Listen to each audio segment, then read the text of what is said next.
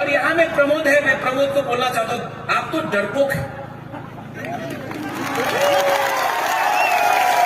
हमने बहुत विनती किया आपको, हमने बहुत विनती किया, आप बोलता ना ना नेक्स्ट टाइम हम आपका संग रहेगा महाराजा, नेक्स्ट टाइम।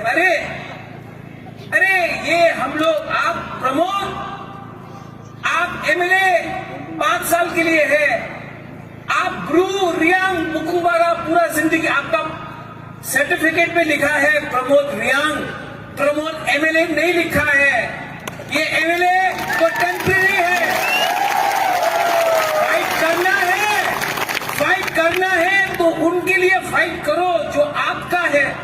अपना बुबाकरा को देखो, बीमार, अपना ताकत से अकेला, कोई नहीं है मेरे साथ, अकेला राजपाड़ी में बैठ के नहीं, यहां में अपना गरीब तिपरासा के लिए, अपना गरीब त्रिपुरा का वासी के लिए हम फाइट कर रहा है। आप यहां में 1 महीने का सैलरी के लिए, थोड़ा सा फैसिलिटी के लिए आप अपना लोगों के साथ नहीं है। इसको तो थूकने से भी ज्यादा अच्छा है। अरे उठो,